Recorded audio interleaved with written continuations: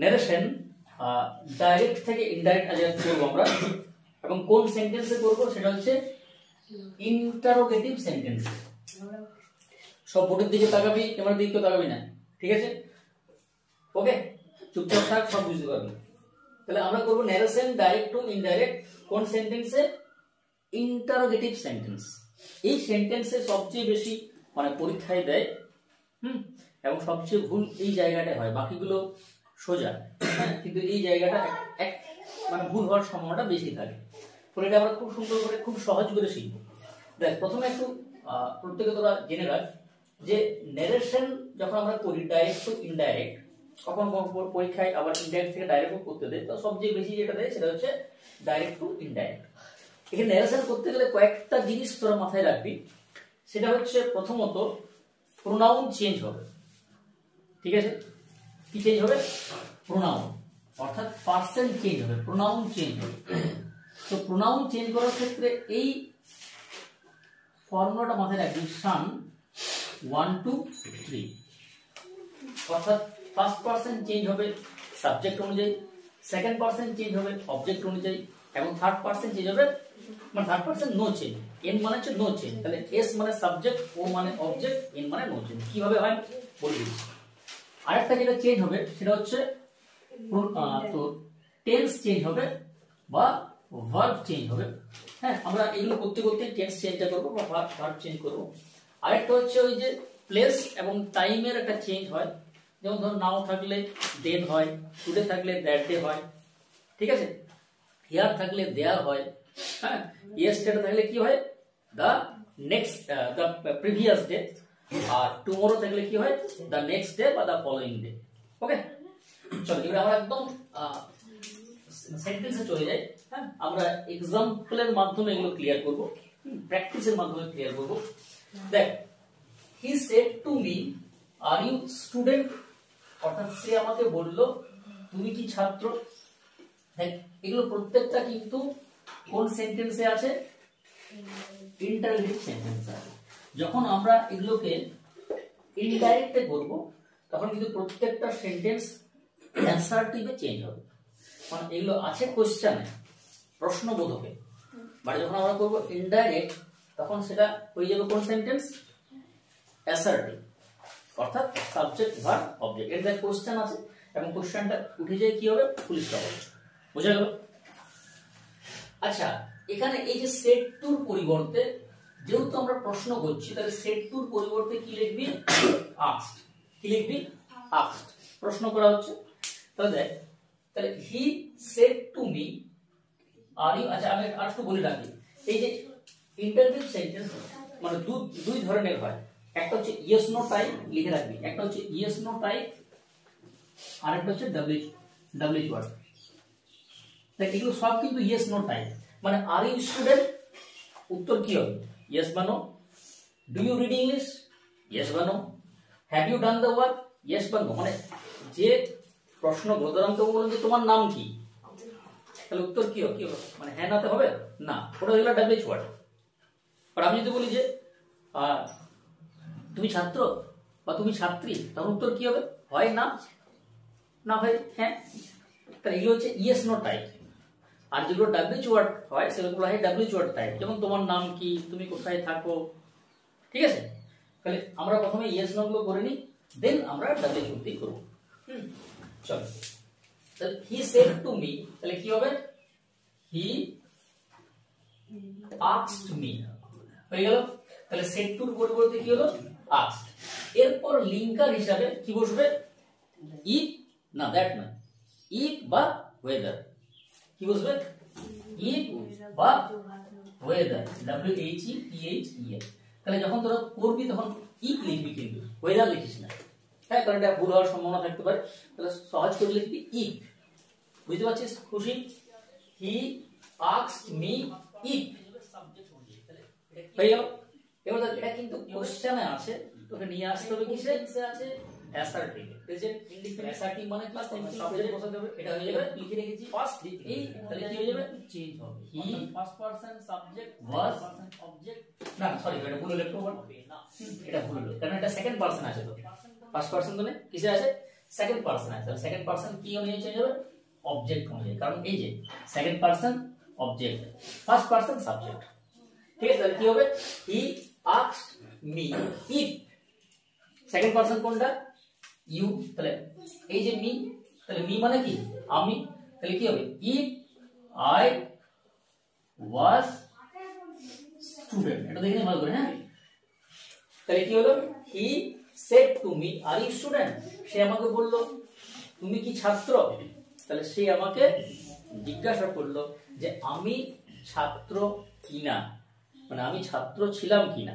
এখানে ইফ এর মানে কিন্তু কি বলতো? কি না। এখানে ইফ মানে কিন্তু যদি নয়, ইফ মানে কি? কি না, হ্যাঁ, এইটা মনে রাখবি। First person subject, second person object. আচ্ছা, সি, তারপর চলে she said to me do you read English, সে আমাকে বললো তুমি কি ইংরেজি পড়ো? তাহলে কি হবে? হি asked me if, হয়ে গেল। আচ্ছা, আবারও কি আছে? কোন পারসনে আছে? Second person. সেকেন্ড পারসন কি অনুযায়ী চেঞ্জ হবে? অবজেক্ট। অবজেক্ট কি আছে? মি, তো এটা কি হয়ে যাবে? আই, হয়ে গেল। আচ্ছা, এটা কোন টেন্সে আছে? প্রেজেন্ট ইনডিফিনিট, কি হবে? Past indefinite. তাহলে ইফ আই রেড ইংলিশ, আমরা জানি যে রিডটা যখন সেকেন্ড ফর্মে চলে যায় বা থার্ড ফর্মে চলে যায় তখন তার উচ্চারণ হয়ে যায় রেড, অর্থাৎ রিড, রেড, রেড। তাহলে he asked me if I read English. Clear হয়েছে? চলো এবারে চলে যায় থার্ড সেন্টেন্স। থার্ড সেন্টেন্সে কি আছে? He said to me have you done the work, he said to me have you done the work. তাহলে কি হবে? হি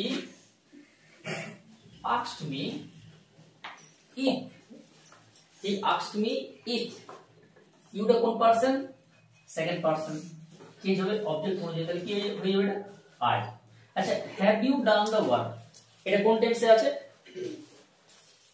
কোন টেন্সে আছে? Present perfect. তাহলে প্রেজেন্ট পারফেক্ট থাকলে হয় পাস্ট পারফেক্ট। তাহলে কি হবে? If I had done the work. সবগুলো কিন্তু অ্যাসার্টিভে চেঞ্জ হচ্ছে। কোশ্চেন নাম্বার উঠে যায় কিসে চেঞ্জ হচ্ছে? অ্যাসার্টিভ, হ্যাঁ। He asked me if I had done the work. আচ্ছা, পরের সেন্টেন্সটা কি ছিল রে? লাস্ট সেন্টেন্সটা যে my friend said to me did you do the work. এখানে দেখ, এই যে ডিডটা প্রথমটা হচ্ছে হেল্পিং ভার্ব, আর পরে যে ডুটা সেটা হচ্ছে আমার মেইন ভার্ব। ঠিক আছে, পরেরটা হচ্ছে আমার কি? Main verb. পরেরটা কি হচ্ছে? Main verb. তাহলে my friend said to me did you do the work, এটা কি হবে? কি করছিস? My friend said to me did you do the work, তাহলে কি হবে? My friend asked me if, ঠিক আছে। দেখ, এগুলো কিন্তু সব প্রত্যেকটা সেকেন্ড, মানে সেকেন্ড পারসনে আছে সবগুলো। এই যে ইউটা, হ্যাঁ, সব চেঞ্জ হচ্ছে অবজেক্ট অনুযায়ী। তাহলে কি হবে? My friend asked me if I, আমারও দেখ সেকেন্ড পারসন চেঞ্জ হবে অবজেক্ট অনুযায়ী, তাহলে কি হয়ে যাবে? I। আচ্ছা, did you do the work কোন টেন্সে আছে? Did you do the work এটা কোন টেন্সে আছে? এটা আছে আমার পাস্ট ইনডিফিনিট। তাহলে পাস্ট ইনডিফিনিট থাকলে কোন টেন্সে হয়? পাস্ট পারফেক্ট হয়। মনে রাখবি, হ্যাঁ, যেটা বলছি মনে রাখবি, লিখে রাখবি, পাস্ট পারফেক্ট। তাহলে কি হবে? My friend asked me if I had done the work. Narration interrogative sentence আমরা কি দ্বারা করব? ডব্লিউএইচ ওয়ার্ড দ্বারা, হ্যাঁ। আমরা একটু আগে শিখলাম যে কিভাবে আমরা ইয়েস নো টাইপকে ইন্টারোগেটিভ করে, মানে নারেশন করলাম ডাইরেক্ট টু ইনডাইরেক্টে। এখন আমরা শিখবো ডব্লিউএইচ ওয়ার্ড দ্বারা। একটু বলে দিয়ে দেখ, মানে জাস্ট ওটার মতই আমরা করব যে প্রত্যেকটি সেন্টেন্স কিন্তু অ্যাসার্টিভে চেঞ্জ হবে, কিন্তু এখানে কিন্তু আবার ইফ বা ওয়েদার বসবে না। আমরা আগেরটাই পেলাম কি লিঙ্কার হিসাবে ইফ বা ওয়েদার, এখানে কিন্তু যা ডব্লিউএইচ ওয়ার্ডটা আছে সেটাই হবে, হ্যাঁ। বাকিটা যেমন চেঞ্জ হয় সেই হিসাবে চেঞ্জ হবে। ক্লিয়ার?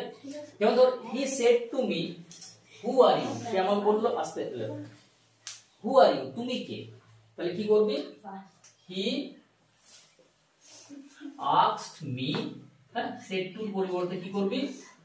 asked এখানে কিন্তু আবার if করে দিস না হ্যাঁ if বা whether করিস না এখানে যা wh ওয়ার্ডটা আছে সেটাই করবি কি করবি who এরপরে দেখ এরপর তোকে সাবজেক্ট নিয়ে আসতে হবে এখানে কে ইউ আছে সেকেন্ড পারসন আমি একটু আগে বললাম যে সেকেন্ড পারসন চেঞ্জ হয় অবজেক্ট অনুযায়ী তাহলে মি এটা কি হয়ে যাবে আই কোন টেন্সে আছে সিম্পল প্রেজেন্ট হয়ে যাবে সিম্পল পাস্ট তাহলে হু আই ওয়াজ তাহলে হি সেড টু মি সে আমাকে বলল তুমি কে তাহলে he asked me who I was দেখ এখানে হু আছে কিন্তু এটা কিন্তু আবার ইন্টারভিউ সেন্টেন্স হলো না কারণ এখানে দেখ এখানে হু আর ইউ হু এর পর কি আছে হেল্পিং ভার্ব কিন্তু এখানে হু এর পর কি আছে সাবজেক্ট ক্লিয়ার হয়েছে he said to me where do you live সে আমাকে বলল যে তুমি কোথায় থাকো তাহলে হি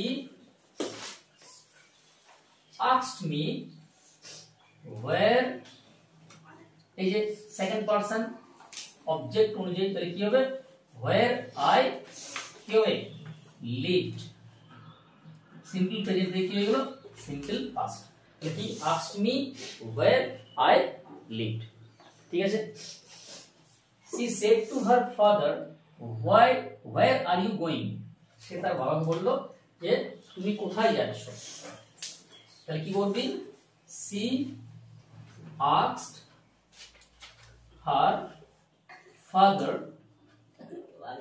লিঙ্কার হিসেবে যা আছে সেটাই বসাবি where এখানে সাবজেক্ট এই যে ইউটা কোন পারসন সেকেন্ড পারসন চেঞ্জ করবি অবজেক্ট অনুযায়ী এটাকে কি করবি হি কোন টেন্সে আছে প্রেজেন্ট কন্টিনিউয়াস এটা করবি কিসে পাস্ট কন্টিনিউয়াস তাহলে কি হবে she asked her father where he was going ঠিক আছে প্রেজেন্ট কন্টিনিউয়াস কি হবে past continuous fourth sentence mother said to her son why have you done the work মা তার ছেলেকে বলল যে তুই কেন কাজটা করেছিস তাহলে কি করবি mother asked her son why এটা সেকেন্ড পারসন চেঞ্জ হবে কি অনুযায়ী অবজেক্ট অনুযায়ী তাহলে কি করবি why he আচ্ছা এটা প্রেজেন্ট পারফেক্ট একটু আগে বললাম প্রেজেন্ট পারফেক্ট তাহলে কি হয় পাস্ট পারফেক্ট হয় তাহলে কি হবে mother asked her son why he had done the work ঠিক আছে তাই এগুলো সব আমাদের ইন্টারোগেটিভ সেন্টেন্সে টেন্স চেঞ্জ এগুলো কি আছে wh ওয়ার্ড যুক্ত আছে ঠিক আছে আমরা সবকটাই শিখলাম এরপরে তোদের আমি কিছু মানে দুটো মিলে কিছু কাজ দিচ্ছি তোরা কর এবং আমাকে দেখাবি হ্যাঁ যদি কোনো প্রবলেম থাকে আমাকে বলবি